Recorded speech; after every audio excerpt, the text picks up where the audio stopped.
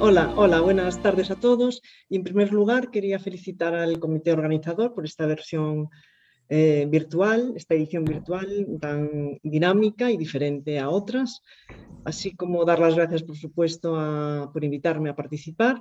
Y además, pues tengo la suerte de acompañar en esta mesa pues, al doctor Lázaro Martín, que ahora nos va a decir unas palabras.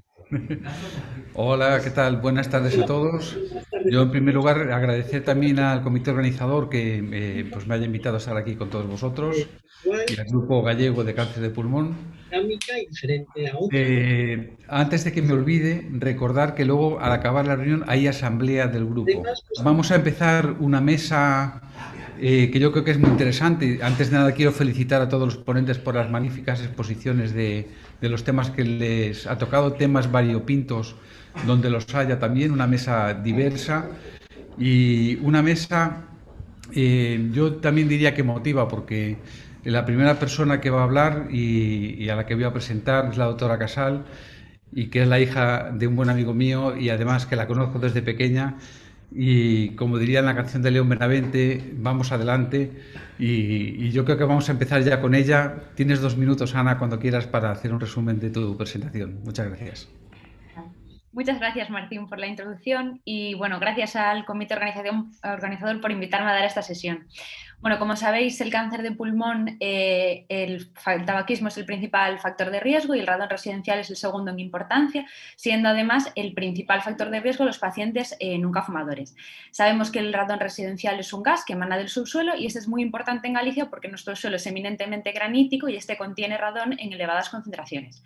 Sabemos que el cáncer de pulmón en nunca fumadores, en líneas generales, es más frecuente en mujeres en edad media de la vida, con adenocarcinoma, presencia de mutaciones en estadio avanzado, existiendo numerosas diferencias geográficas, viendo una mayor aglomeración de casos, fundamentalmente en zonas asiáticas.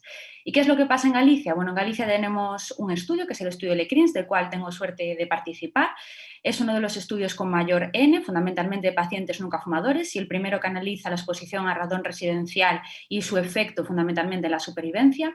Obtiene una N total de 369 casos, como vemos la mayor parte de ellos mujeres, con una edad mediana al diagnóstico de 71 años.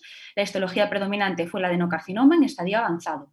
41% de los pacientes tuvieron mutaciones, donde la mutación en GFR fue la mutación predominante, y la concentración de radón residencial en estos pacientes fue elevada, de 186 becquerelios por metro cúbico. Obtuvimos una supervivencia mediana de 18,3 meses, mayor que la de los pacientes fumadores descritos en nuestra área, y una supervivencia a 1, 3 y 5 años de 61, 32 y 22% respectivamente. Vemos además que esta supervivencia es mayor en mujeres con adenocarcinoma que presentan algún tipo de mutación, y esta supervivencia no parece estar influida por los polimorfismos genéticos que hemos analizado. Uno de los datos importantes, la exposición a radón residencial elevada por encima de 300 becquerelios por metro cúbico, se asoció a una peor supervivencia en nuestra muestra a 3 y 5 años. Nada más, muchas gracias. Agradecerte, Ana, por ajustarte también al tiempo y ser tan esquemática. Yo ahora voy a presentar el siguiente ponente, que es el doctor García Prin, del Servicio de Cirugía Torácica de Santiago, y nos va a hablar bueno, pues de la opción quirúrgica de estadios 3 N2. Cuando quieras, José María.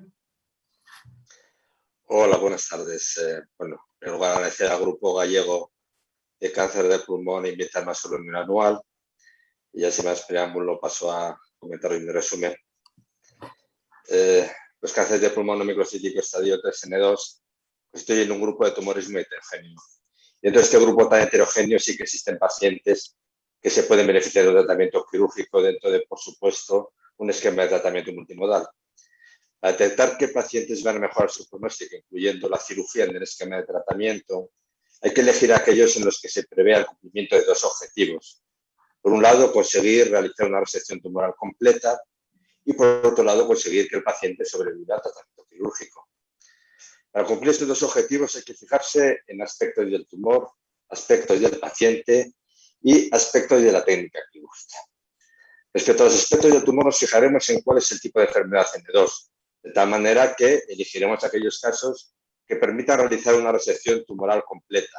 En este sentido, evitaremos la enfermedad ganglionar multiestación, evitaremos la enfermedad con un gran tamaño ganglionar que impida la individualización de ganglios de manera aislada, y en especial evitaremos enfermedad con ganglios infiltrantes de grandes vasos o de vía aérea.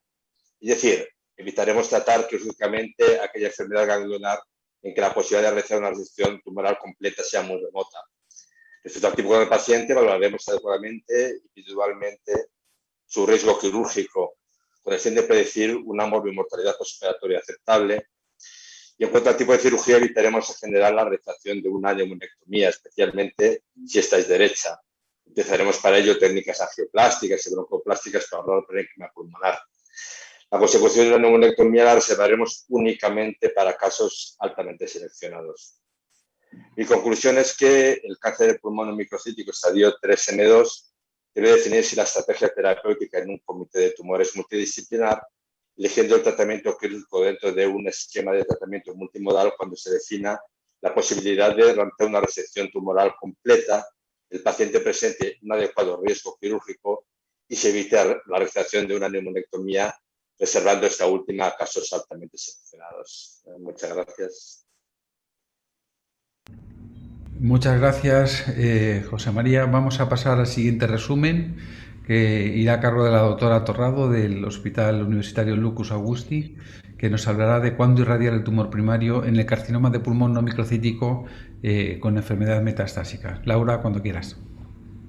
Primero dar las gracias al comité organizador por darme esta oportunidad para hablar en este foro. Y nada, bueno, primero destacar que el estadio 4, en el estadio metastásico, es un estadio con un pronóstico desalentador.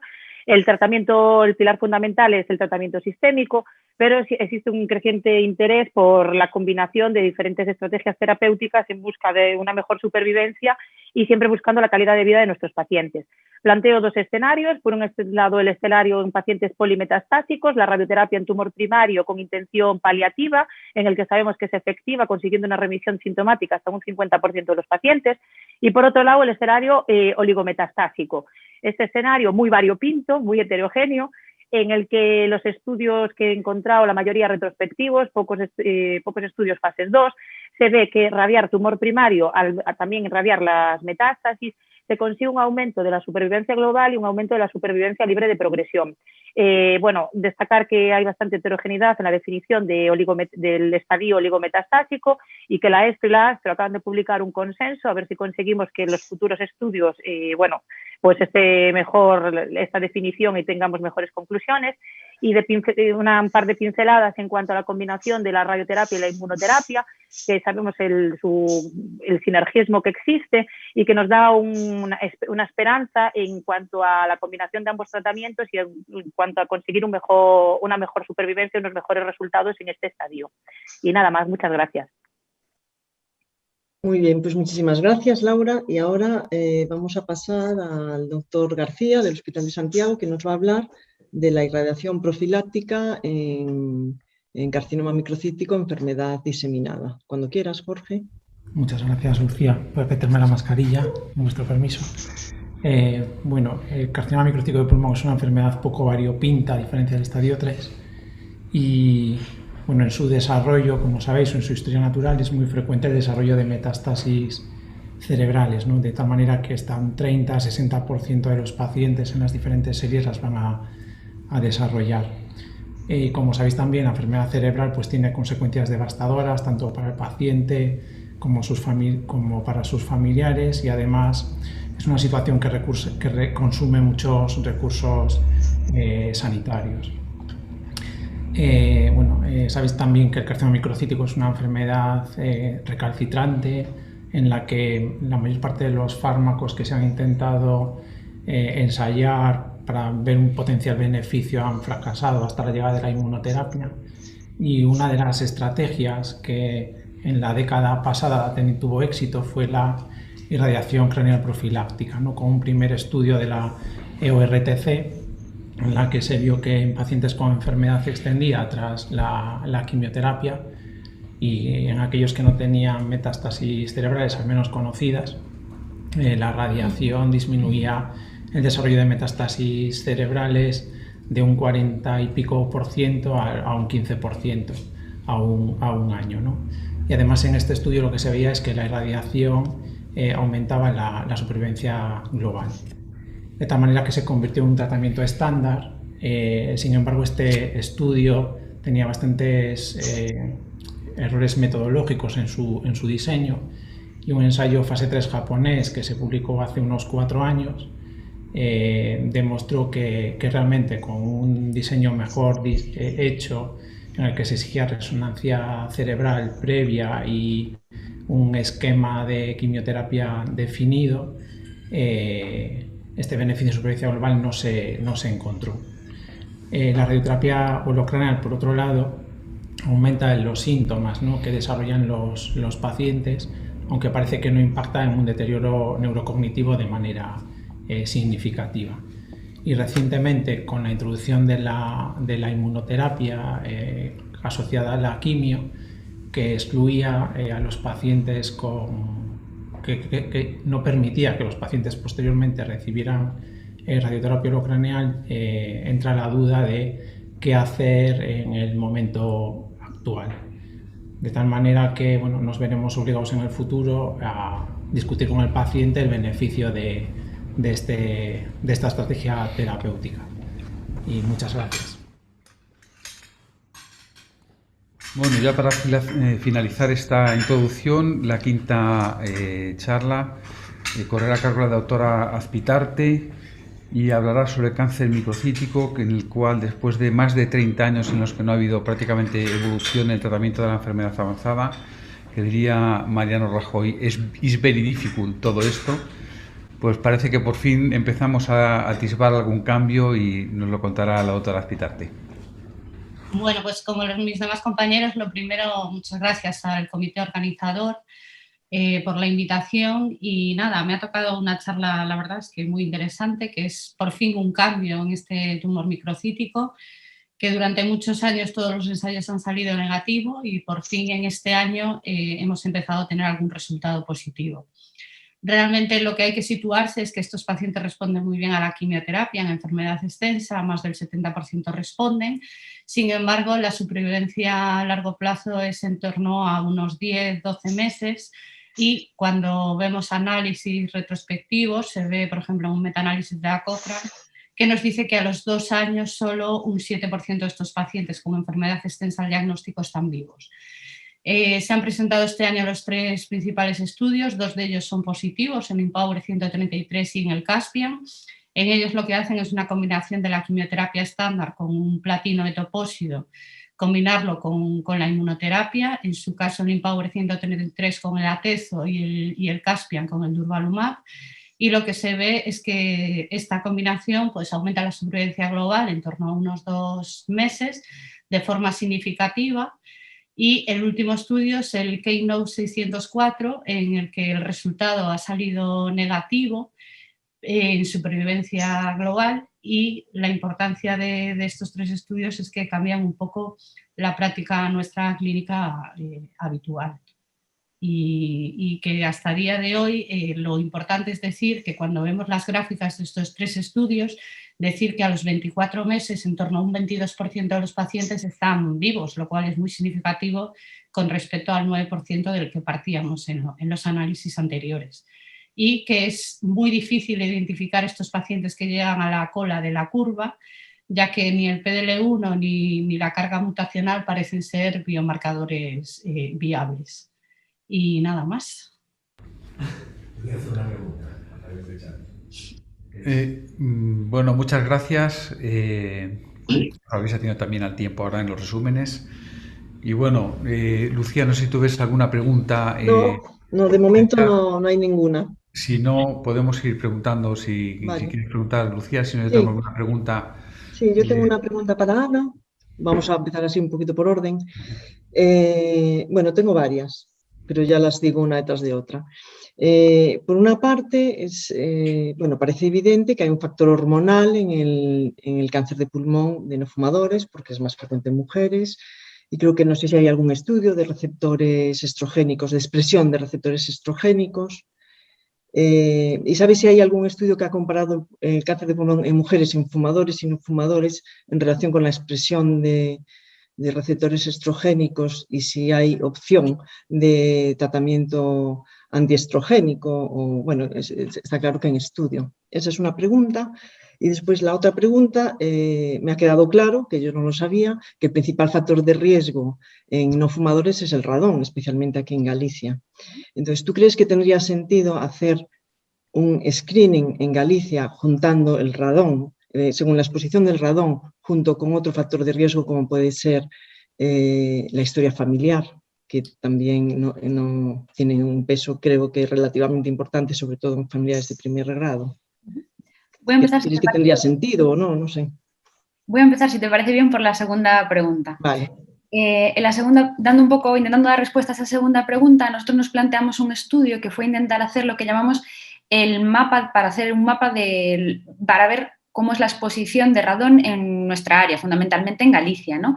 Que a través del Laboratorio de Radón de Galicia, el cual está ubicado en Santiago, en la Universidad de Santiago, lo que hacíamos era darle a los familiares, bueno, a todos los pacientes que tenían un cáncer de pulmón, si querían obviamente participar en el estudio, un medidor para que lo colocaran en sus domicilios y poder, en primera instancia, ver cómo era la exposición a radón residencial en el hogar. Esto tanto se hizo en nuestros pacientes con cáncer de pulmón fumadores como se hizo en gente sana, un poco para saber cuánta exposición teníamos a radón residencial en nuestra área, ¿no?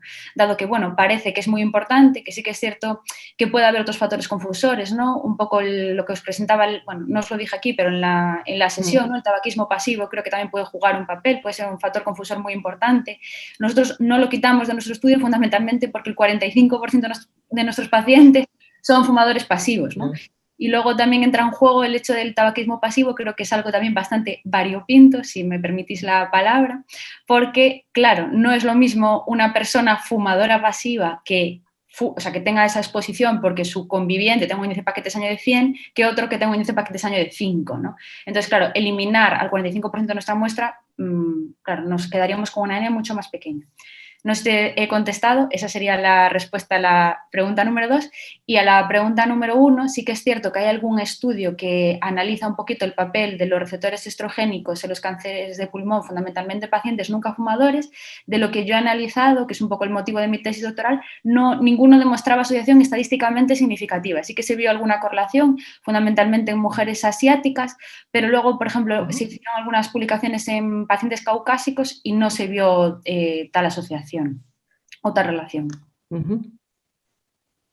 Vale, muy bien. Un comentario para Ana, que es, ¿tú crees que siendo el radón pues la segunda causa de cáncer de pulmón después del tabaquismo, no deberían a lo mejor en zonas que estén más expuestas al radón, pues a lo mejor las administraciones tomar alguna determinación en cuanto a hacer un rastreo, igual que intentamos eliminar el tabaquismo, instruir también sobre cómo eliminar o disminuir en la medida posible la exposición al radón? Correcto, estoy 100% de acuerdo contigo, Martín. Creo que lo primero que debiéramos de hacer para que esto tenga un impacto sería hacer más estudios que realmente, ¿no?, objetivasen o demostrasen un poco lo que viene a decir nuestro estudio, ¿no?, que parece que existe una tendencia a la peor supervivencia en pacientes con exposición a radón. Mientras no tengamos mucha más evidencia que demuestre esto, va a ser difícil que las organizaciones sanitarias tomen alguna medida. Es cierto que sí que existe la página web del Ministerio, así como el Consejo de Seguridad Nuclear, algunos protocolos que nos dicen pues, cómo debiera de ser las construcciones de las viviendas de los edificios, si haces una reforma en tu domicilio, cómo debiera ser para que la exposición a radón residencial fuese la mínima posible, si bien es cierto que esto no es obligatorio, ¿no? Entonces, bueno, me gustaría aprovechar para que todos tengamos en mente el radón residencial como un factor de riesgo importante. La gente lo que puede hacer a día de hoy es consultar los mapas de radón que os presenté. En segunda instancia, podría tener un detector de radón residencial en su hogar para ver si esta exposición es elevada y, de serlo así, pues intentar hacer algún tipo de política preventiva en este sentido, que son fundamentalmente diversos tipos de mecanismos de ventilación de domicilio, si bien es cierto que son enormemente costosos. Bueno, muchas gracias, Ana. Yo creo que si queréis, no sé si hay preguntas en el chat. No, de momento sigue sin haber ninguna. Bueno, en la sala esta no sé. En el buzón yo no veo ninguna. Vale, si queréis podemos pasar al siguiente ponente, al doctor García Prin. No sé si tienes tú alguna, Lucía. Si no, yo creo que con Bueno, pues hay un poco de controversia en el tratamiento Sí. del N2, ¿no? Lo hemos visto con la presentación en la mesa anterior también del doctor Casal. ¿Tú crees realmente, José María, que a todos los pacientes, o que hay muchos pacientes N2 positivos, que debería considerarse la cirugía, teniendo en cuenta que tenemos tantos estudios aleatorizados que son negativos en el N2 y 4 metaanálisis, incluso alguno que nos sugiere que puede aumentar la mortalidad, por ejemplo, también en pacientes con neumonectomía? Sí, efectivamente, no hay muchos pacientes N2 que al final la cirugía vaya a aportar un beneficio en su esquema terapéutico, pero sí que hay algunos que sí que en esos mismos metaanálisis, en esos submetaanálisis, se ha demostrado que la cirugía es claramente eficaz. Y las claves las he comentado, es decir, las claves son dos. Una resección completa, porque en sus metaanálisis se demostró claramente que los pacientes en los cuales no se consigue una resección pulmonar completa, la cirugía no era eficaz. Y en segundo lugar, que el tratamiento no sea tan agresivo que acabe con el paciente. Es decir, una neumonectomía pues probablemente es un tratamiento muy agresivo para determinados pacientes y por tanto debemos descartarlas. No para todos los pacientes, también hay estudios que demuestran que la cirugía, incluida la neumonectomía, es perfectamente segura en estos pacientes. Los metales a los que te refieres hay que mirarlos con lupa, es decir, los metales que mezclan muchas veces churras con medinas, que mezclan pacientes N2, que es una enfermedad altísimamente heterogénea. Entonces, en resumen, hay pacientes N2 que se benefician de la cirugía de forma clara y evidente. Lo que hay que hacer es detectarlos, seleccionarlos bien. Y para eso la decisión de un tratamiento tan controvertido en un grupo tan sumamente heterogéneo es importantísimo tomarlo en un comité multidisciplinar donde se ve de forma individualizada a cada paciente. Pero probablemente no sean muchos pacientes, pero sí que hay pacientes que N2 que claramente estoy convencido que se benefician de un tratamiento quirúrgico. Sería el caso, por ejemplo, si está afectada una única estación y no es un bulky, claro. ¿Ese lo considerarías para hacer una quimio neoadyuvante y después cirugía? Vamos a ver, el concepto clave es conseguir resección tumoral completa. Evidentemente, un N2 no bulky es mucho más sencillo conseguir una resección tumoral completa que un multiestación bulky con infiltración de grandes vasos e incluso de vía aérea de la masa ganglionar. Eso es evidente, ¿no? Es decir, el concepto es ¿en qué pacientes voy a conseguir una resección tumoral completa? Probablemente sean pacientes sin estación, pacientes con ganglios pequeños, ganglios individualizados, bien definidos. Probablemente sean esos los pacientes, ¿no? O sea, el concepto es ese. Muy bien. Muy bien, yo creo que podemos seguir, tenemos poco tiempo, podemos seguir avanzando por orden con las ponencias. Si os parece, podemos preguntar también ahora a Laura Torrado sobre la irradiación en el carcinoma no microcítico metastásico y la irradiación del primario. ¿Tú crees, has separado en la charla como dos grandes grupos, el polimetastásico y el oligometastásico? ¿Tú crees que en el polimetastásico, fuera de la paliación, tiene alguna cabida la irradiación torácica del primario? Bueno, yo por lo que estuve revisando y demás, no. O sea, sí que al final lo que hace es dar toxicidad al paciente y retrasar el paciente para un posible tratamiento sistémico que sí que tiene más cabida. Igual radiar el tumor primario dentro con inmunoterapia en busca de un posible efecto ascopal en un futuro se pueda ver, pero sí que no veo el tratar el tumor primario sin síntomas, no le veo mucho beneficio, la verdad, y sí que le veo marear más al paciente y hacer visitas innecesarias a un servicio de radioterapia cuando no es necesario. Y en el oligometastásico, ¿tú crees que tiene sentido irradiar el primario sin las oligometástasis? Porque a lo mejor tiene una localización que es complicada para irradiar. Claro, a ver, es que claro, todo lo que hay publicado radian las metástasis, hacen cirugía de las metástasis. No encontré ningún estudio en el que solo se radiase el primario sin tratar las metástasis. Hay algunos que no radiaban todas, hay algún estudio que radiaban una parte de ellas. Entonces, no te sabría No hay decir datos. tampoco. Vale, muy bien. Sigue sin haber preguntas aquí en el chat.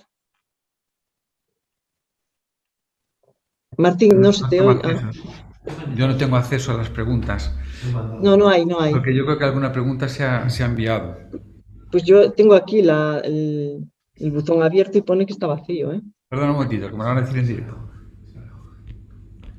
¿Qué papel tiene a día de hoy en Galicia, con los medios que tiene, la irradiación canal profiláctica en enfermedades extensas? Vale, tenemos aquí una que yo creo que ya la tenía, eso le iba a hacer, que era para el doctor García, que era para Jorge, ¿qué papel tiene la irradiación craneal profiláctica en la enfermedad extensa a día de hoy en la práctica habitual en nuestro entorno?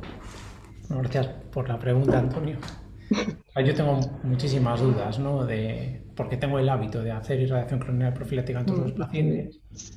Ahora hemos introducido el atezolizumab o el durvalumab con la quimio y te encuentras que la ICP se ha testado en un 10% de pacientes de los ensayos clínicos, que son una N de 22. Las conclusiones de si la ICP es beneficiosa en esta población no las tenemos, y las conclusiones de que si la ICP aumenta, si la inmunoterapia aumenta las toxicidades de la ICP al darlas de manera concomitante, tampoco las tenemos porque la N es muy pequeña. Y de hecho, por ejemplo, en mi servicio, Luis y yo tenemos enfoques diferentes. Yo soy más conservador, me cuesta mandar a los pacientes ahora a irradiar. Luis los manda con la costumbre de siempre, ¿no? Un Tony Cantó.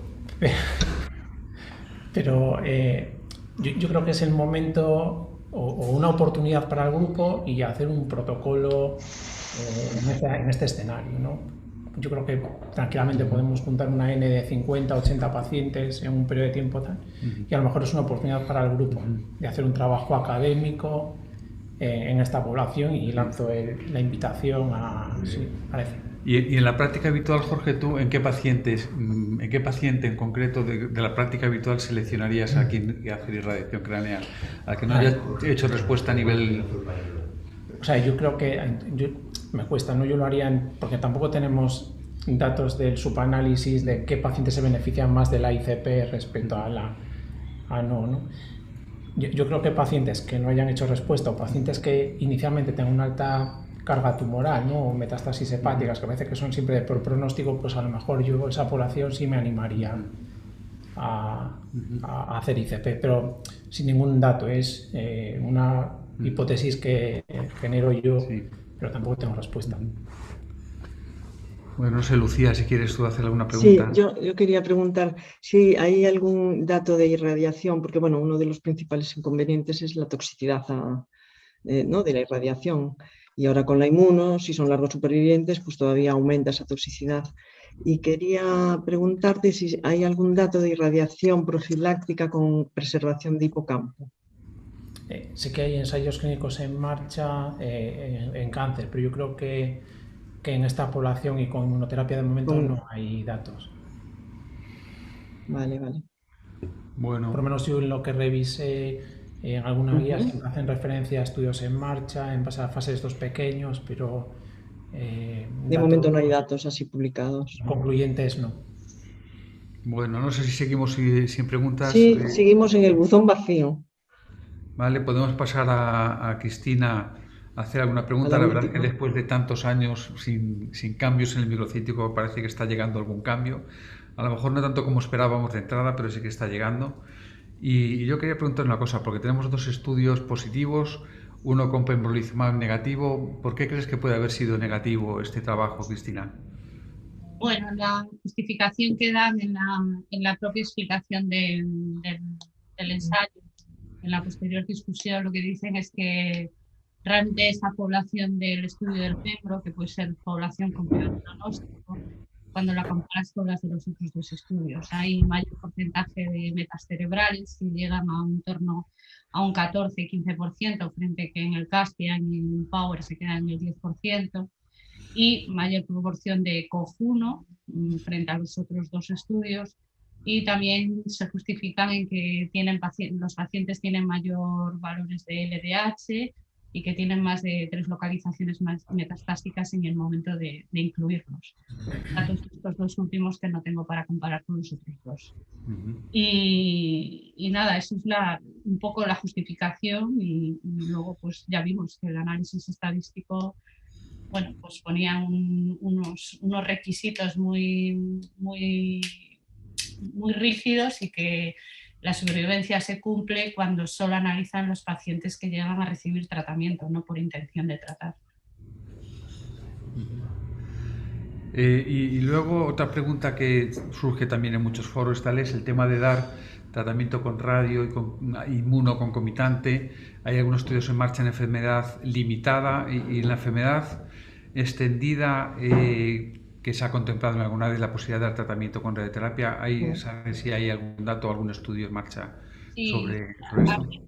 La verdad es que llama la atención porque, claro, yo creo que como hemos estado tantos años sin tener beneficio ni nuevos tratamientos, todos hemos hecho alguna vez en enfermedad metastásica más bien localizada, pero que no era de radioterapia de inicio, y que si te hacía una muy buena respuesta le planteabas una radioterapia torácica. En este caso, en estos estudios, aunque haya respuesta, en ninguno se planteó.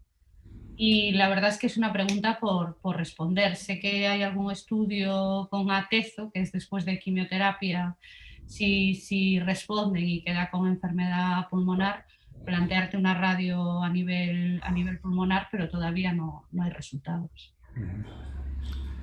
Muy bien, aquí por el chat han llegado alguna pregunta que dicen ahora que una pregunta es ¿qué hacer tras una neoadyuvancia con cirugía con borde no microcítico? Esto a lo mejor vamos enfocado a la doctora Torrado.